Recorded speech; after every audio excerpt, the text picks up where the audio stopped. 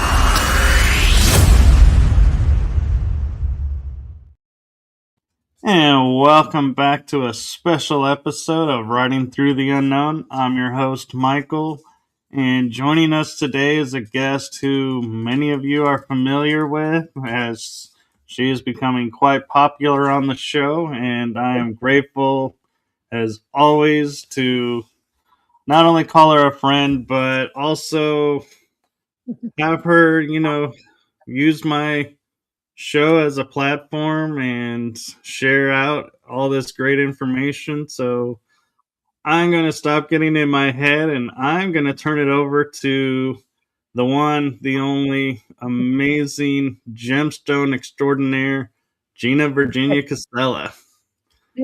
Hi, everybody. Thank you so much, Michael, for having me on your show. And today I get to share with you my books that I published. So I've been really enjoying hosting Story Species, Story Medicine. Time and date's going to change for 2026. So make sure you're following me on Buy Me a Coffee so you can get the latest. I have so much to talk about that I strategically planned it. So I've got, I want to remind viewers about the Gnome King's gemstones and how I found them.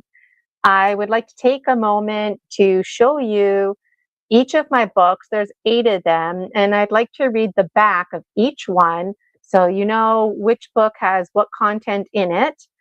I also would like to show you some slides because I would like to host conference. And you know what? Maybe I'll start there. Actually, is with my slides. So this is all new in the making.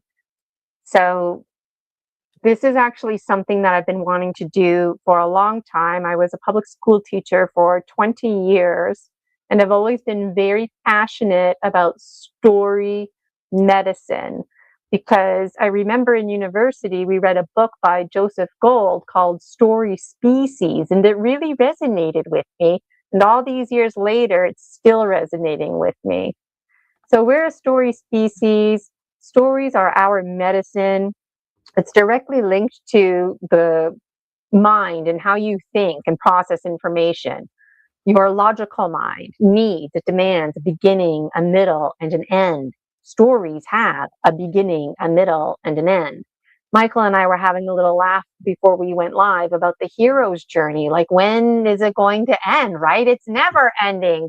And it's like, you might ask yourself, like, why does the hero's journey have to be such a fucking bitch? And it's like, you know what? Look in the mirror. That's why. Why does the hero's journey never ending? Look in the mirror and reevaluate yourself, reevaluate your shadows, accept and acknowledge you have blind spots, accept and acknowledge that you were born with information and knowledge that doesn't even resonate with you. You were born into somebody else's world where they spoke a language, and you, being in survival mode, didn't have a choice, the infant that you were, to speak whatever language your parents speak. You didn't have a choice but to believe what they believed. And before you knew it, before you were even like a day old, You were already saturated with other people's programming. Your life between the lives, what happened? I thought we made contracts and had conversations. But you know what? When you incarnate here, and nobody knows exactly how any of this is done, but when you come to this planet, in the womb, traditionally, we already in the womb in that state absorb and pick up information, whether we actually understand the language, we understand the literal language of snake. Those of you who are into the medicine wheel and power animals, that's what I'm talking about. The literal language of cells and atoms and chemicals in your body have reactions. And how you think and feel is so important that it creates reactions in your body. So every thought that you have, see, I'm just getting passionate now, but every thought that you have, already the order that I wanted to go in is already off. Okay. But like how you think and feel is so important that it actually inspires ailments. So if you ever want to know why you're sick, it's because how you think and feel, because every single thought is followed by an emotional response. And that emotional response creates a chemical reaction in your body. This is the language, the literal language of cells and chemistry, right? The language of snake, the 3D reality, right? So I like to work at the mythical level, like the level of hummingbird, right? I like transformation, Jay. I love flying wingtip to wingtip with eagle condor, but this reality, this literal reality that we live in, the literal level of snake, stories are our medicine to help us heal and transform so we can make our way around the medicine wheel. So I want to call the conference, it's a big title, it's called Story Species, Story Medicine, the Continuum of Conscious Evolution Series. So are you ready to take your medicine? I'm going to require speakers, I need vendors, people to help me organize this. I've got it all broken down into stages. Let me just show you some highlights here. This is going to be based on dreams, half remembered, half misunderstood. And this is how we unite. And for those of you who are just joining in, this is me just being excited, sharing information. I haven't had time yet to create a formal presentation, and I will. So make sure you follow me on Buy Me a Coffee, BMAC for short. I didn't know that was BMAC just a handful of months ago. But anyways, true dreams, half remembered and half misunderstood. That's where we unite. And this star is intentionally upside down because I wanted to work with masculine, feminine themes, right? So this is like a bunch of women sitting in a circle with their legs open and they have each other's back. And it's also the shadow part here. I keep pointing with my mouse. You can't see my mouse, but like I want there to be an emphasis on the feminine. So triangles, facing downward, that kind of stuff. Working with imagery and symbols is important to me. So anybody who does graphic design, that, you know, you're looking at this image of the star, that's where I'm going with it. So story species, story medicine is important to me because, like I said, throughout my teaching career, telling stories is always a place where we can come to. Even if it's a made-up story, there's a moral to the story, there's a takeaway, there's something that we can tuck in our pocket and relate. So my books are based on my dreams and my real life. And I explore my own subconscious programming and the interconnected Ginas, alters, past lives. I'm still figuring it out. So I'm asking, like, are you familiar with a Lucer's milkshake, for example?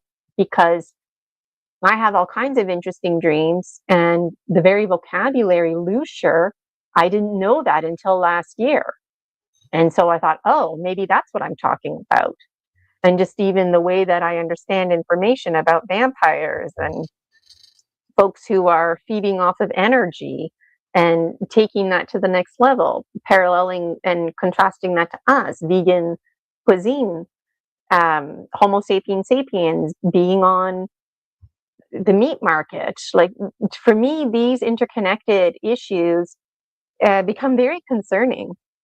And I also take things like targeting very seriously, because I do believe that what can heal you can kill you.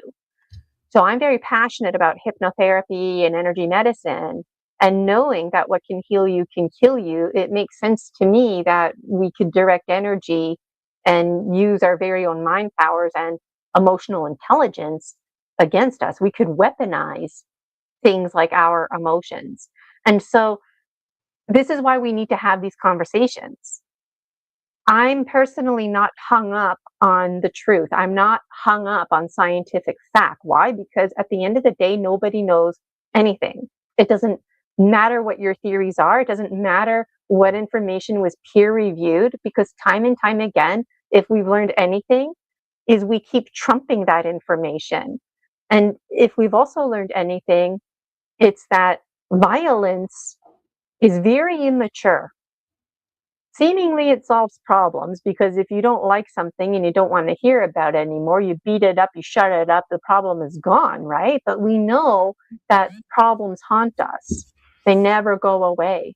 So this business of the ET agenda, super soldier programs, people who are shape-shifting or making claims that they've been kidnapped by ETs, or that an ET came into them in the middle of the night to visit them, or an angel. I don't care if the stories are true or not.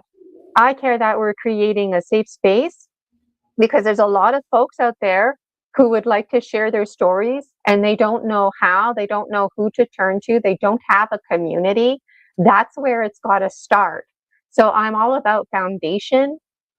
And I feel like my career has actually led me to this point, because I'm very passionate about early learning, child development, because that's the foundation that we build, the kindergarten years. So I feel like this is where I come into play now, and I'm hopeful that this is going to be huge. This is going to be very iconic. It's predicted in my book series that me just publishing my book series is bridging the dream life with you folks, the waking life, and taking not the details that frustrate us, but taking the bigger themes. Because stories, and knowing that we're a story species, stories are never about the plot. They're always about the bigger themes, and it's the plot that drives us there. And there's a little fly flying around me, and my dominant spirit guide is fly. So it's like, yeah, like there's a, and I didn't mean to get passionate. I feel my passion here, because this is important to me. And the intention is that we build soul tribe, we build community, we normalize people telling stories about ETs, we normalize people telling stories about angels who visited them. When you're walking down the street and somebody tells you a story about a vampire, oh yeah, whatever, that's very normal sounding. That's my goal. As a public school teacher, we would talk a lot about LGBTQ2 plus spirited. And time again, those acronyms change because we keep trying to honor them, right? So I want to parallel this to alchemy, because when it comes to angels, ETs, that also needs to be alchemized. And you know what? Like, as a public school teacher, we never got to the ET agenda or spiritual experiences, because in the public education lens, respectfully, there is no spirit lens. So that's where the social emotional lens is really key to talking about things like foundation and building the self-regulation skills, moving away from violence, being open, seeing the bigger picture things.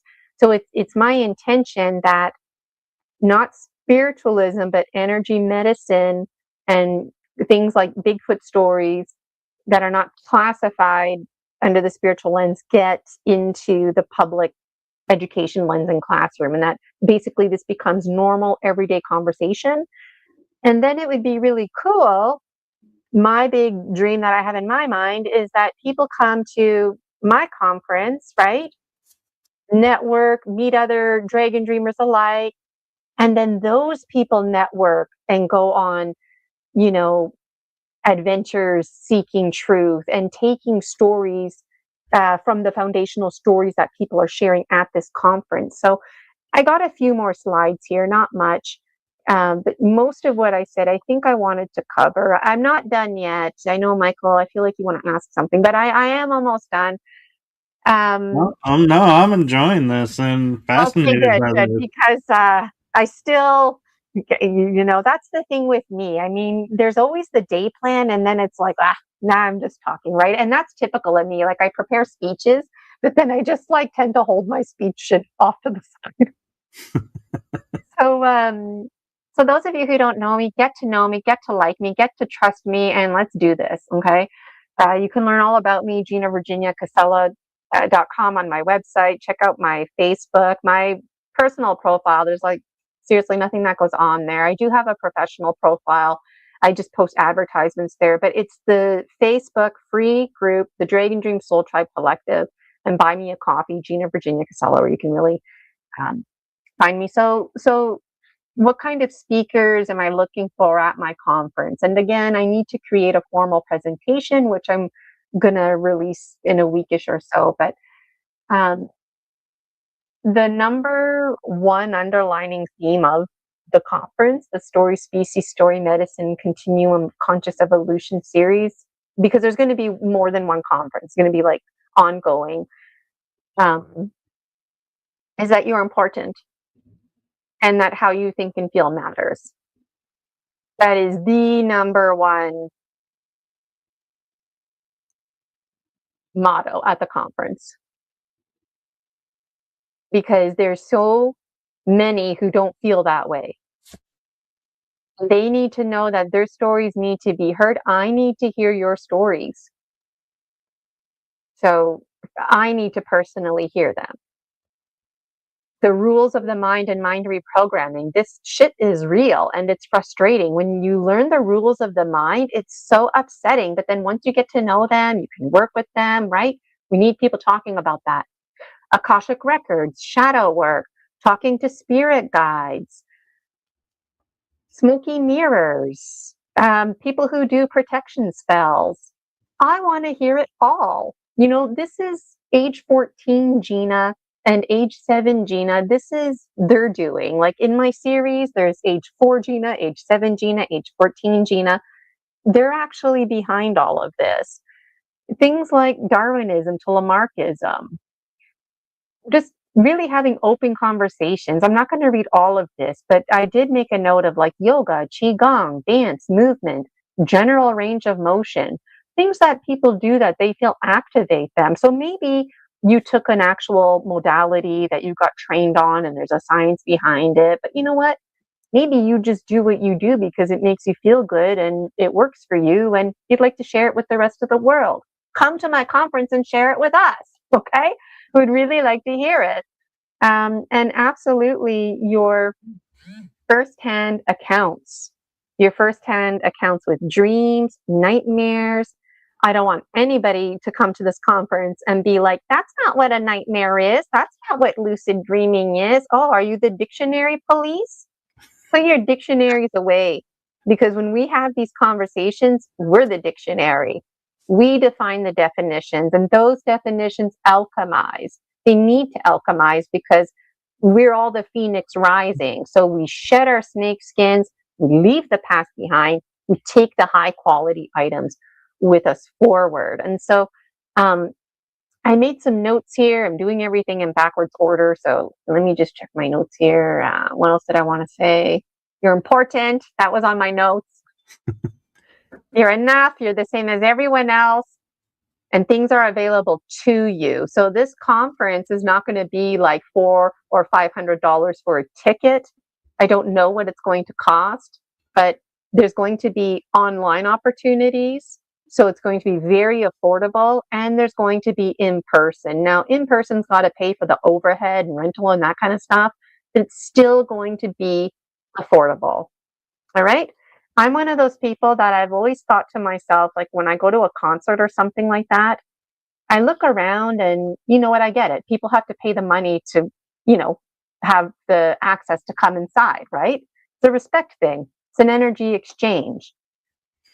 But how cool would it be to actually fill the whole entire theater by reducing prices that little bit more. You know, you don't want to reduce it or too much or give it away for free, because then you attract the wrong crowd.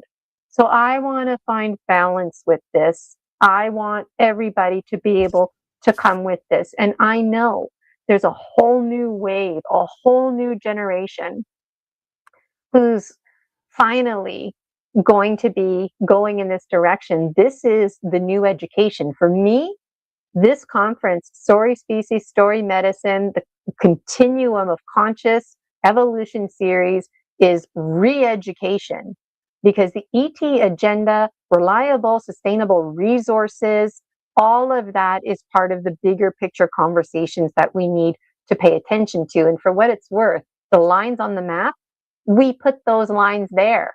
When the ETs come zooming in here, collecting us for their meat resource, they don't give a fuck Canada, the United States. They're just picking folks up. So all of our politics are actually inconsequential. So I have a very strong interest. I don't want anything to do with politics. I learned that very quickly when I was in my union. I don't do well with politics.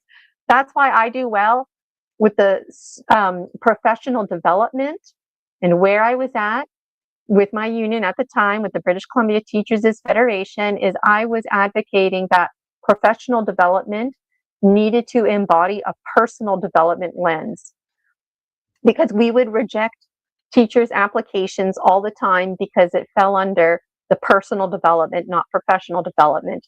And I get that, right? There are a lot of things that benefit our personal development, like self-regulation, going to yoga classes, that do benefit us in the professional development lens. And so for me, I feel really pumped up and excited, because this is the new curriculum. It's not going to happen overnight, but the foundation that we need to build is going to be with me, and you're invited to be a part of it too. So what else do I want to tell you? So for me, I think I already said this, but it's not about full disclosure anymore. Full disclosure is over. Things have been disclosed. It's a matter of paying attention. So I'm asking you to pay attention. I'm asking you, if you feel fear, if you feel uncomfortable about these things, to join the club. My content makes me uncomfortable. I don't like a lot of the things that I say, but I need to walk forward in my continuum of conscious evolution. Otherwise, I risk being stagnant. And then I risk not shedding that snake skin. I risk being irritable. I risk everything being constricted. I risk dying, basically, and being left behind. And you know what? Speaking of being left behind, it's always hardest for those who are last. And that's us, unto the last. You know, what's his name? John Ruskin? I wasn't planning on talking about him, but he wrote a book called Unto the Last. And I feel emotional in this moment, because in my own personal journal, I'm making connections now that are just kind of flooding in. So Greg Braden, for example, talks about AI and, AI hybrids with Homo sapiens. Go read Greg Braden if you want to learn more. But like, that makes me uncomfortable, because essentially what he's saying is that, if I'm understanding him correctly, we're the last of our kind. We're the last of the authentic biologicals that have free will. We're the last that have this biology. We need to cling to our biology. There's content in my book series about, or what it means to be organic, and what it means to have a relationship with bacteria, what it means to belong to the greater circle of life. So it challenges things like us, Homo sapiens sapiens. Are we an invasive species? If so, maybe we should leave, right? There's just too much to say. So things have a way of happening fast. So if you're genuinely interested in helping out, I really urge you to follow me on Buy Me a Coffee. Follow me on BMAC so you get in on the emails and you don't miss anything. I already set a date. I forget it. I think I remember what it is, but it's in my notes. So just wait till I get to that slide. And again, I want to emphasize that I am interested in creating safer spaces because I know there's no such thing as a 100% safe space, but we can strive to create safer spaces, right? As a public school teacher, I always feel hypersensitive about students who come out of the closet because what that might mean for them behind the scenes. Things like intersex, a lot of folks don't know what that means. It means you're born with a penis and a vagina. Intersex is primordial, but when we hear about it, it freaks us out. It turns to violence. People end up getting killed. So when I think about the ET agenda, when I think about full disclosure, ETs are already fully integrated, working as secretaries, doctors, collecting garbage. They're integrating themselves here.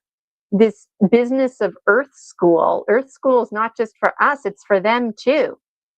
And hey, on that note, hey, ETs and angels, whoever you are, stop freaking coming to us in the middle of the night. Learn about our rules, knocking on the front door, right? Send an email or a text first, that kind of stuff. The point is, think about how we treat each other. So you think ETs are going to be all like, yeah, hey, I'm here to fully disclose my species. Like, remember that movie, The Little Mermaid, and how upset King Triton would get about his daughter Ariel? Well, is he just being a mean dad? No, his daughter continuously is on the brink of exposing the whole entire species. But who talks about that theme in The Little Mermaid? Right? So it's these conversations that really go a long way. So I'm getting passionate again. I recognize my passion. But you know what? Creating safe, inclusive, dignified environments are important. And there's too many people fighting fire with fire. All that does is spread more fire. If the world needs anything right now, it's hopes and dreams. And if there's one thing that we do and do well, it's hope and dream. Hope can be a dangerous thing. It can dangle, right? It's that carrot dangling in front of the donkey. So that's why we need to share stories. The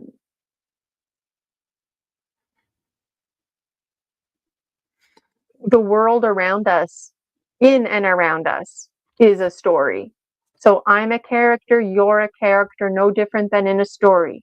All the symbols, colors around us, we're walking, talking oracles. Robert Moss wrote a book called Sidewalk Oracles. And I actually thought it was an oracle deck. That's why I ordered it. And I got it, and it was a book. And I'm like, but it's an oracle. It's called Sidewalk Oracles because the book is about tips and tricks about how to bridge your dream life with your waking life. And the undertone that the readers need to infer is that you're the oracle. So when you're walking down the street, walking down the sidewalk oracles, that's the world in and around you. So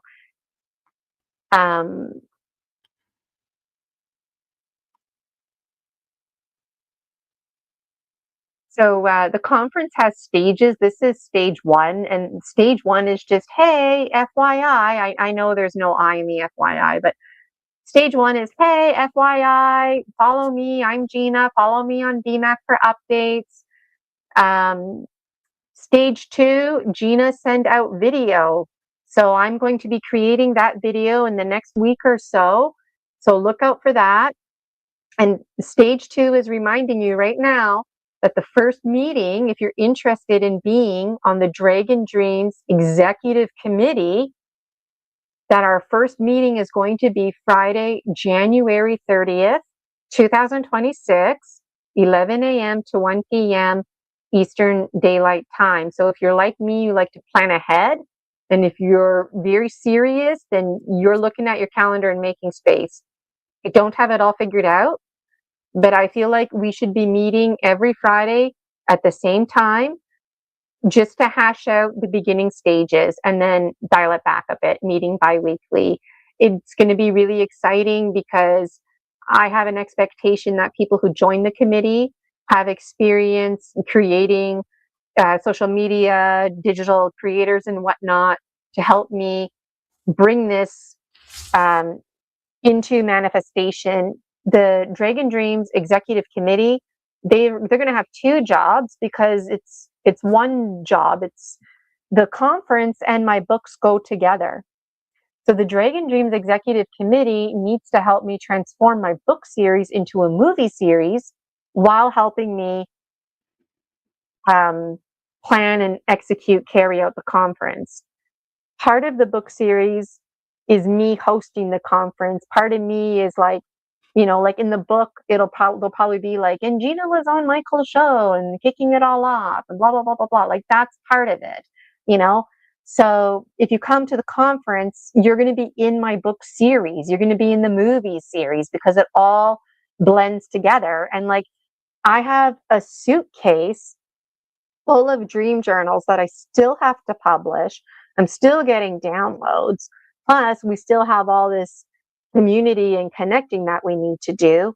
So, the Dragon Dreams book series is going to be the new classic, if you will, that everybody has a copy of. It's just something like that every family has at home. People go back to these because initially when I wrote these books, it was all about me. It was about my spiritual awakening and all the crap that was going on in my life.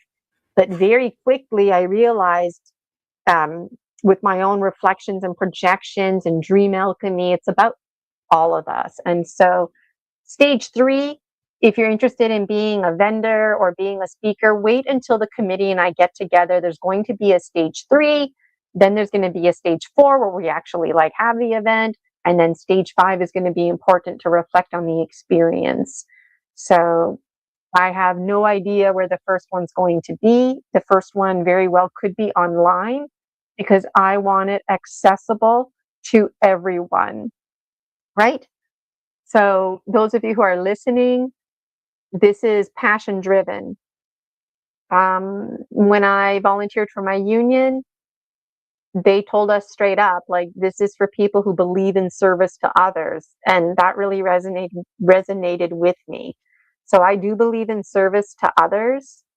And I do believe that what comes around goes around, and that this will continuously provide and uphold each other while creating safer spaces for inclusive, dignified environments where people can really share their story medicine. And it would be really cool if there were scientists there who had scientific facts. And it would be really cool if there was people there that could speak to ancient civilizations and whatnot. But you know what's even cooler? When you have the opportunity to share your story without any judgment. And just for people to say to you, you know what? I believe that you believe.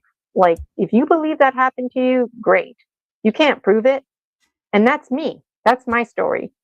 I can't prove anything. I'm no different than the next person telling a Bigfoot story. So I thank everybody in my book series. Each book, there's a special little thank you, because if it wasn't for people sharing their story medicine, I might have never shared mine. So I used to host a show called PMHI Passions, Present Moment Hypnotherapy International Passions. That's now transformed into Story Species, Story Medicine. And I'm trying to show you another slide. It's not letting me. Here we go. So these are my books in my hand. This is an example of my gemstone reading, which I'll just show you a little bit more of that. There's my business card. And I'm really, really excited. So if you want, I can bring up the image you couldn't bring up. You know what? I was able to bring it up. That's okay. Thank you. Okay. Okay. So Well, we only have like 20 minutes left. So I've been like talking nonstop, but it's been really beneficial. And for what it's worth, a formal presentation is going to be made. Michael and I just excited to share out. Today, the intention was for me to talk about my books. And so it's really, really fitting. So I got my gemstones on this thing here. Most of these I found at the beach. So very quickly, um, I'm having interesting dreams, as I tend to do. And one of my dreams in particular, there was like a grandfather type figure, and he'd always kind of be like, scratching his head and tossing around sticks and stones and wondering what to make out of this. And in my dream life, the characters in my dreams, they just leave me alone because they know that I'm freaked out. But at that time, I was like going to interact. So he wasn't sure, is she going to come to me and interact, or is she going to stay over there freaked out? So finally, I started interacting with him. And one thing led to another. We're talking about language and binary codes, literally sticks and stones, ones and twos, penis, vagina. Like this gets very basic. And that also gets translated into the pastoral literacy, sexual metaphors, which I didn't realize how much I resonate with. So I asked him, is it possible that you can give me something? And that way, like in my waking life, like maybe I could go for a walk, find a special stick or stone, and then I can think about you in these dreams and start bridging my worlds. Well, I forgot all about that. But that summer, I'm just hanging out at the beach, and all of a sudden, whoa, it comes together, and I just feel compelled to dig in the sand, and I find these gemstones, and I just was kind of freaked out. I'm like, oh my God, this is my dream life bridging with my waking life. And I took the gemstones, packed up my stuff, and I left. I was worried. It felt like when you're at the thrift store and you find something and you pay for it right away because you're worried that like maybe there's a mistake or something. Like it was that kind of feeling. And then to make a long story short, I started meditating with the gemstones. I did interesting things like bury them in the soil. The darkness of the soil connected with the darkness of my mind, was having these weird dreams about gemstones. One by one, they presented themselves. So when I'm doing my gemstone reading, and I refer to, Polaris's horns, like that's where that information came from my dreams. That's how I know this one is Jaguar. My dreams told me. So how weird does that sound, right? I want to hear your stories like that. Let's normalize these stories, right? So simultaneously, I'm dream journaling, and I wanted to write a book. Well, I just had so much to say that my first book ended up being this big. So I broke it up into 8, and then this here, the Dragon Dreams Oracle. So just dream journaling and going back, looking at my symbols, making sense. Like that's what I mean. Throw away your dictionaries, throw away your dream dictionary, throw away anything that tells you how to think or feel. Use it as a guide, use it as a stepping stone. Create your own oracles, create your own tarot, write your own books. Beg, steal, borrow. That's what we say in the teaching community, right? We're desperate for resources. I get it. But at some point, when are you going to transform the resource into a resource of your own making? So that's what was going on in my dream life. My dreams were saying, Gina, it's time to go deep within. And it's like, I am going deep within. And they're like, no, it's time to go deep within in the sense of putting all that other stuff away, creating your own. So I did that. So there's always much to be said. Michael, is there anything you want to say before I go on? It's literally been going on for 40 minutes. I'm just fascinated and loving this idea, and I'm loving that you're wanting to make it accessible to everyone and not just, anchoring it to a location. And I think the online idea is a great idea because then you don't have the limitation of space at a location or somebody in, say, France may want to come, but it's too expensive to fly over, so they can't. And by doing it online, the whole world can attend. Yes. Yes. And that's important because there are no lines on the map. We put those lines there. So folks in Canada, like the East and the West, there's a prophecy that the East and the West are bridging together, right? And that bridging together is through the energy medicine, but I believe there's a lot more to it. And for me, this is part of it, that international approach. Here in Canada and the US, we default to this international perspective because folks here come from all over the place, right? But then somebody like myself, like my dad's family, for example, they were born in Italy. So by the time I came into this world, I was born in Canada and I don't speak any Italian. So there's a lot of people like me who only speak English. And so there's calling back to those roots, but there's also a calling for other roots in past lives. So there's so many interesting layers here for me personally. But what I would like to do is just hold up my book here, if it'll let me show you. Yeah, and They're with the all on virtuals, you got Amazon. to keep it in front of you. This one is 14 going on 14. If I hide my face, will you see it? Okay, I'm gonna read the back, okay? All right. Gina Virginia's fictional work, Dragon Dreams, is based on her real life and real dreams. This is too awkward holding the book like this. Book one explores parallels between the waking life and the dream world, making it confusing at times to distinguish between the two. The preface includes a personal disclosure, an invitation, and an opportunity to co-create, co-dream. Discover stories about the author's life, such as her spiritual experiences as a child, being in survival mode, and being 40 going on 14. The first book sets readers up for success in gaining valuable insight for the rest of the series. Gina Virginia Casella has many passions. She's an awakening dreamer, writer, hypnotherapist, workshop facilitator, dancer, and devoted cat mom from Timmins, Ontario. Gina firmly believes in the power of stories, asserting they are essential medicine for our species' survival. She asserts that we are deeply connected to narratives and that storytelling provides structure and connection for our logical minds, allowing the creative mind to excel. Stories have been integral to ancient ceremonies and continue to be integral today.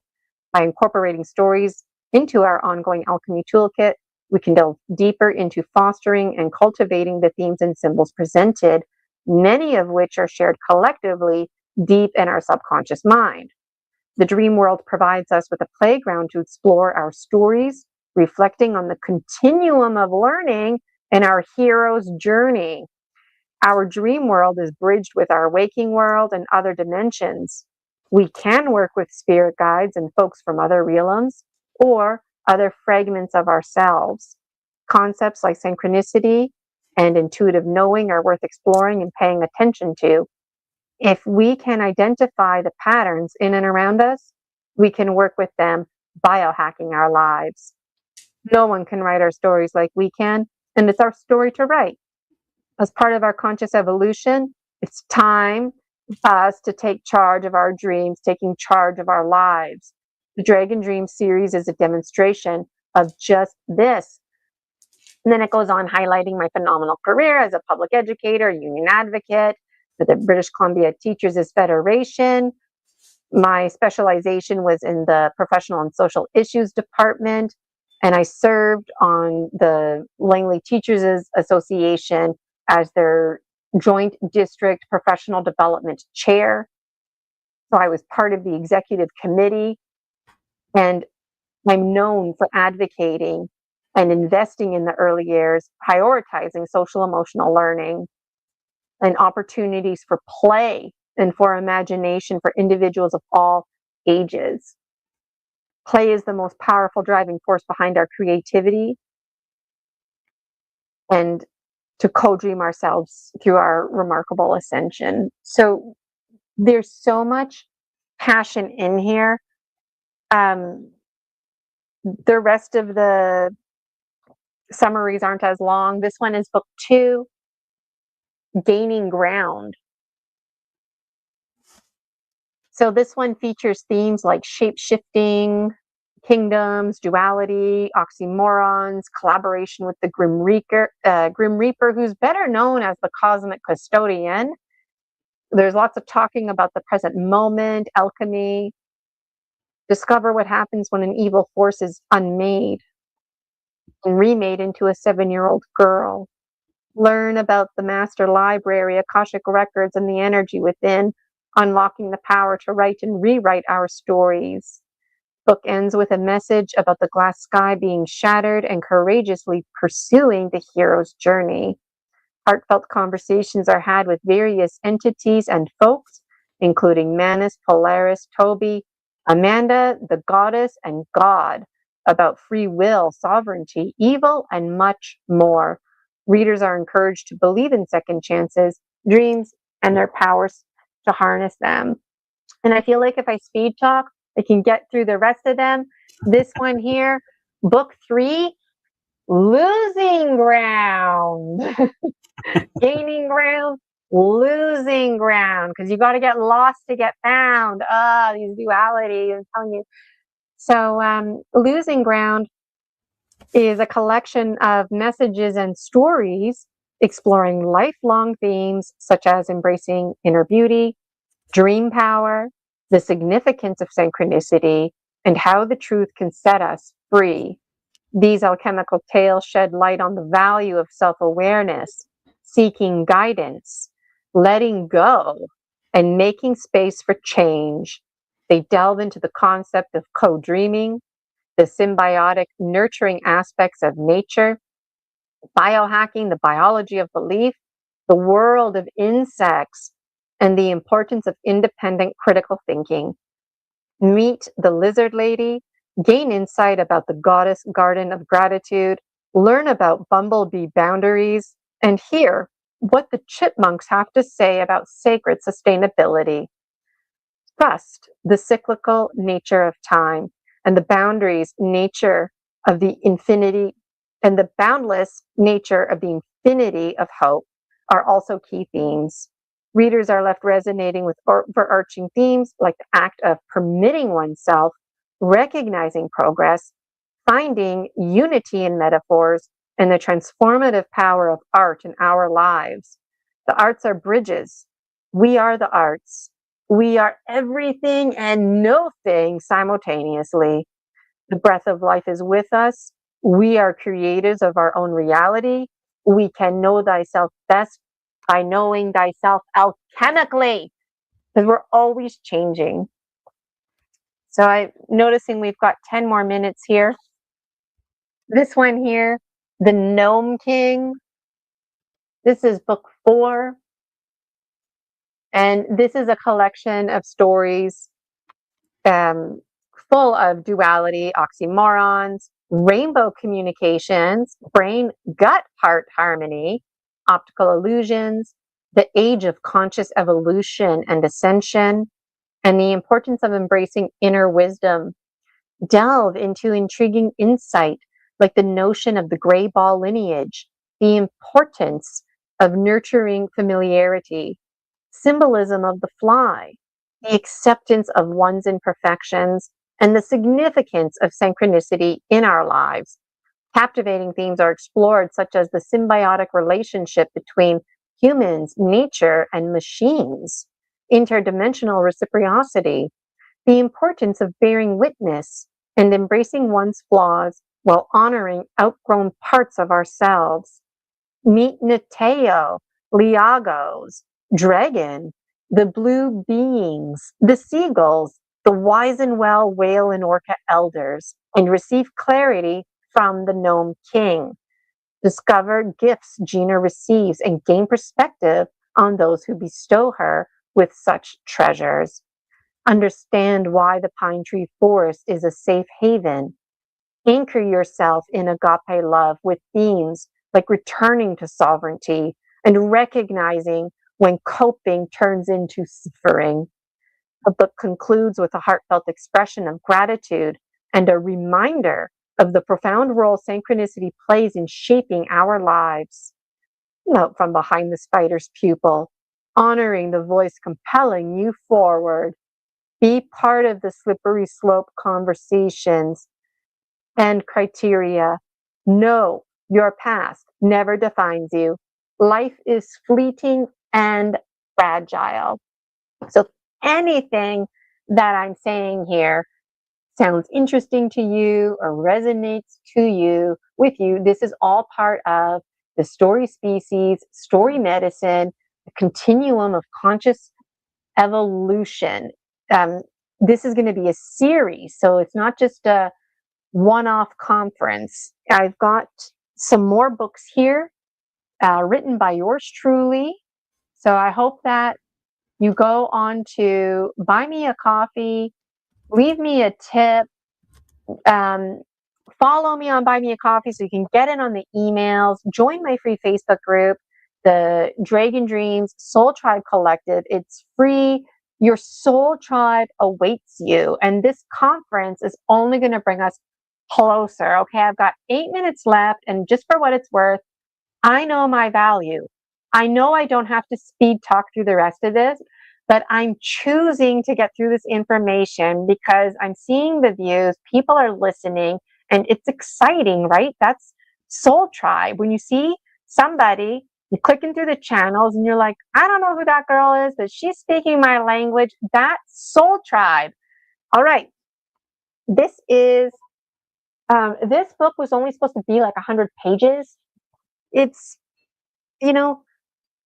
more than 530 pages. So this book is a 3-in-1.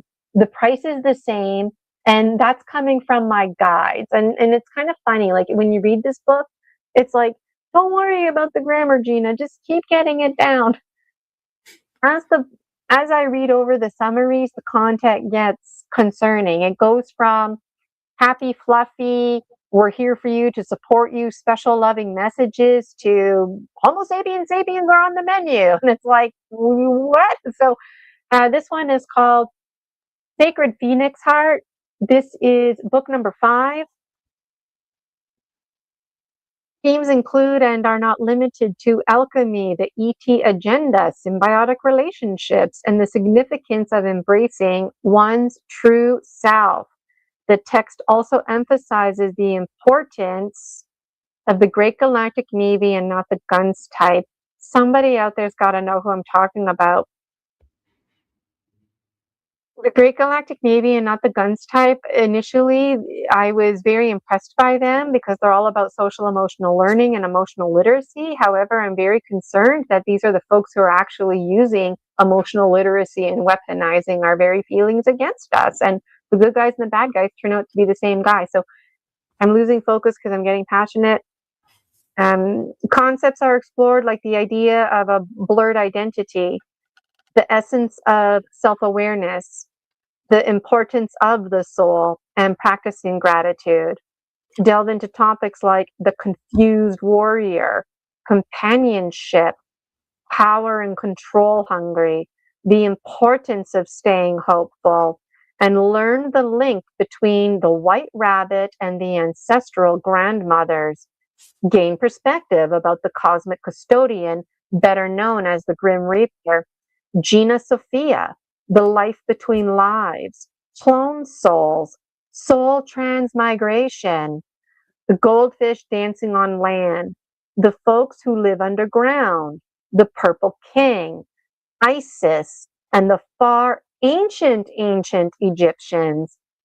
In essence, this book is a valuable resource for those seeking to understand oneness and accept their inner truth. Moreover, it opens the door to radical ideas that are seemingly less radical as we explore them. such as Homo sapiens sapiens being on the menu, and that veganism is a way for us to biohack our survival ways of knowing, transforming ourselves into a healthier, thriving lifestyle. Power of impermanence and community are emphasized, and we are often reminded to focus on the larger themes presented. Book 5 can be considered 3 books wrapped up into one. Gina makes unwavering connections, bridging her waking life with her dream life, along with many other realities. Learn about her husbands in other dimensions, how they protect and provide for her, while gaining insight into the oneness we all belong to. Will you star in one of the movies? And it's so funny because my husband's in the other dimensions. They don't understand things like money, but like they learned about money. So if anybody out there listening finds themselves with some extra money, that's from my husband's in the other dimensions. You know, there's something about everybody, and there's something about me that my husband in the other dimensions are having a hard time with. Is I like to volunteer. I like to be a part of things. I believe in service to others. I know I don't have to do this. I do it because I desire to do it, right? But where's the money to pay my bills and whatnot? And so my husband's like, they can't just magically give me money. It has to be through some kind of scenario where I'm being creative and people can get in on it. So that's why you're supposed to buy my books and buy tickets to support me and whatnot, because that's how I get the money from my husband. And so, thank you, husbands. And this here, this is book number 6. It's called Revered and Feared.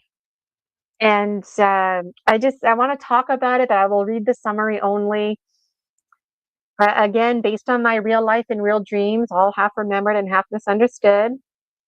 Feared and Revered explores all kinds of concepts like sentience, ethics, ET craft design, shape-shifting technology, overwhelming downloads, and much more. It suggests that when a species reproduces asexually through fragmentation, sentience may also fragment, resulting in unique inner lives for identical twins and clones. The text also explores the spaghettification process closely tied to string theory, which symbolizes the expansion and compression of matter. The author emphasizes the importance of engaging with scientists and valuing contributions from individuals of all ages within all dream ecosystems. And that's the power of the conference. It's our dream ecosystem.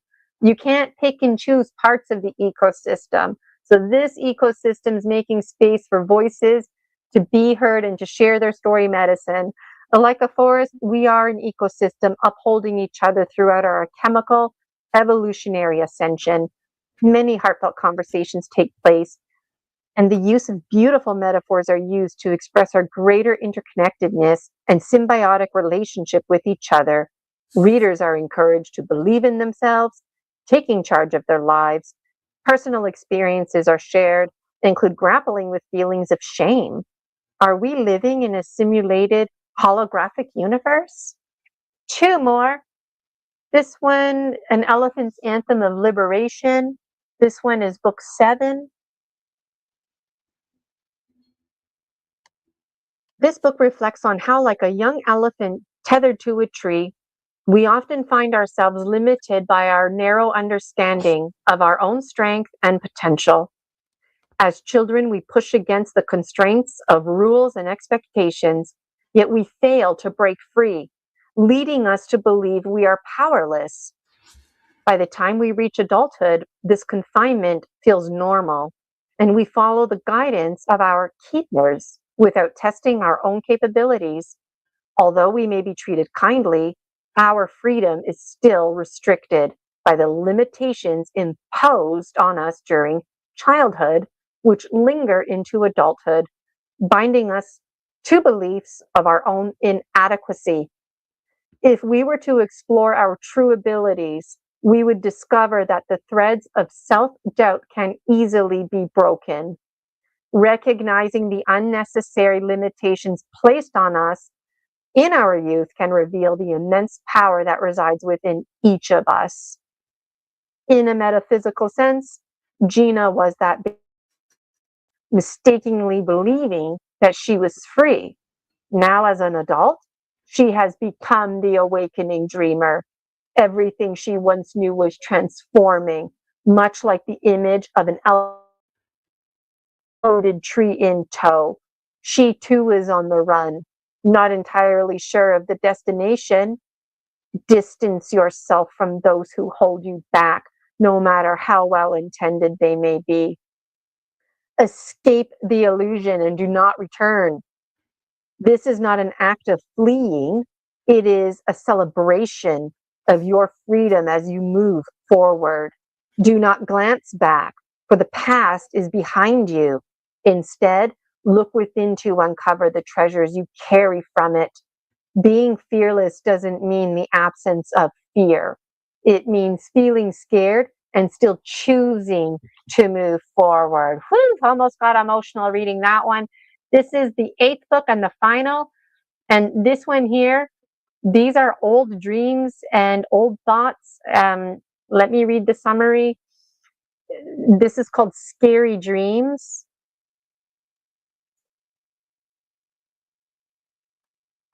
There's 3 narratives, Lushing, Possession, and Black Sand, which are based on their experiences with divinity and fear. They believe that their fear is of their own self and it's due to their own protective nature, which hinders their process. The author acknowledges that they are fragmented into numerous identities, including her own, reflecting and projecting various versions of themselves. This fear leads them to perceive themselves as weaker than they are, a realization they find subconsciously grasping. They realize that their core identity, the master program, is not entirely real, and that they have creators who perceive them as an autonomous sentient being. Despite this, they remain open to considering that their perspectives possibly make them God.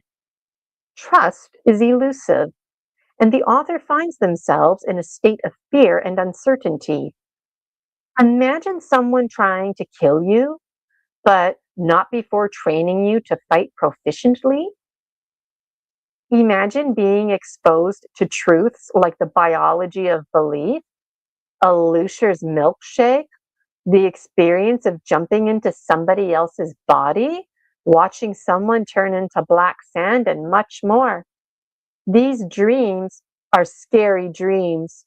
You'll just have to read them for yourself.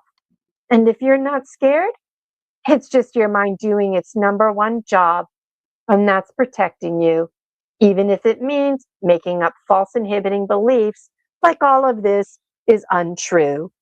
We're the gods we've been waiting for, and we're terrifying.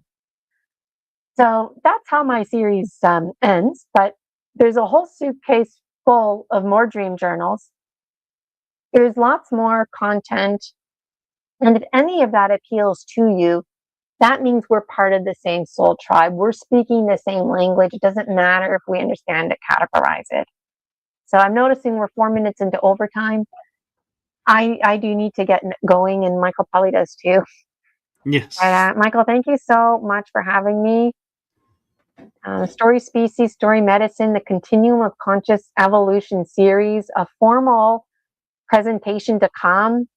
This was just Michael and I planned for me to talk about my books, but given the excitement, thought we'd just start highlighting and spreading the news now. And Anchor Haven, I see your comment, and it is exciting, and it's something to look forward to, and I hope you come to it. Maybe you'll even join the Dragon Dreams Executive Committee. January 30th, we're meeting. So, wow, that hour really flew by. It does. And thank you so much for sharing this and bringing it out on this platform and sharing it, I think, probably for the first time out there. So thank you. Yeah, thank you so much. So, Gina Virginia Casella here. You can learn all about me, GinaVirginiaCasella.com. I would love for you to join the free Facebook group, the Dragon Dreams Soul Tribe Collective. Your soul tribe awaits you. Follow me on BMAC. Buy me a coffee. Get in on the emails. Don't miss anything. I would love for you to be a part of this experience. And I would absolutely adore if you registered for one of my programs. Do not let false inhibiting beliefs rule your life, or an intrusive entity. They have no business being in your energy field. I'm getting passionate again. You know who you are, and you know if you need to book a session for mind reprogramming or safe extraction. And I can clear your chakras too and do gemstone readings, but there's so much to say. Yes, thank you. And thank you for always being a wonderful guest. And have yourself a wonderful day. And I look forward to being on, I think, is it Story Medicine, Story Species? Because I think I reverse it on December 22nd. So, yeah, got you plugged in for the 22nd. Looking forward to it, celebrating number 4 of yours. yes. So, thank you and have a wonderful day and rest of the week. Okay, take care. Bye, everybody. Thanks Bye-bye, again, Michael. everyone. See ya.